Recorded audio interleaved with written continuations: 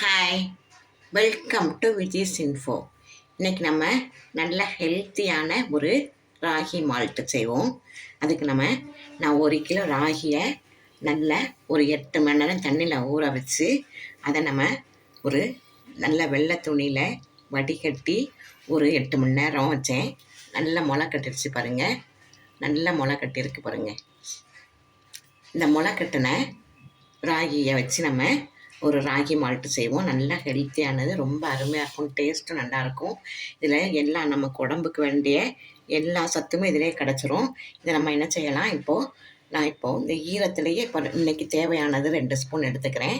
பிறகு நல்லா வீட்டுக்குள்ளேயே நல்லா காய வச்சு மிக்சியில் பொடி பண்ணி வச்சிட்டோம்னா ராகி மால்ட்டு ரெடி. எப்போனாலும் பால் எடுத்து குடிச்சிக்கலாம். இதை இப்போ இந்த ஈரத்தை இன்றைக்கி முளை கட்டி இப்போ தான் எடுத்துருக்கேன். இதுலேயே இப்போது 2 ஸ்பூன் நான் எடுத்துக்கிறேன். இப்போது ஒரு 3 பேருக்கு தேவையான 3 ஸ்பூன் ராகி எடுத்துக்கிறேன். முளை கட்டின ராகியை இப்போ எடுத்துக்கிறேன். இதை பால் எடுத்துக்கலாம். மிக்சியில் கொஞ்சம் தண்ணி சேர்த்து அரைச்சி பால் எடுத்துக்கலாம். இதிலே நான் ஒரு 5-6 பாதாம் பருப்பு போட்டுக்கிறேன்.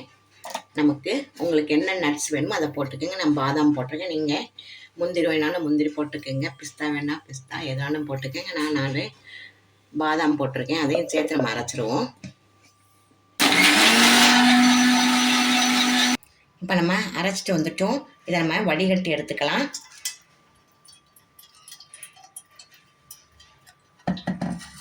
கொஞ்சம் கொஞ்சமாக வடிகட்டி எடுத்துக்கலாம்.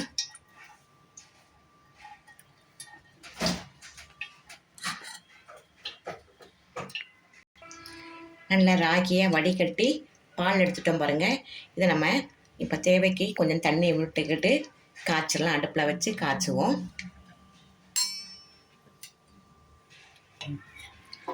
அடுப்பில் வச்சு நல்லா காய்ச்சி எடுக்கலாம். கொதிக்கிற வரையில் போட்டு ஒரு கொதிக்கு வந்தோடனே இறக்கிடலாம். இதில் நாட்டு சக்கரை வேணால் நாட்டு சக்கரை போட்டுக்கோங்க, தேன் வேணால் தேனை வெட்டிக்குங்க இனிப்புக்கு. இதில் நாட்டு சக்கரை தான் போட போகிறேன். கொஞ்சம் சுடட்டும். இதிலே கொஞ்சம் ஏலக்காய் பொடி போட்டுக்கலாம். நீங்கள் ஏலக்காய் இருந்தாலும் தட்டி போட்டுக்குங்க.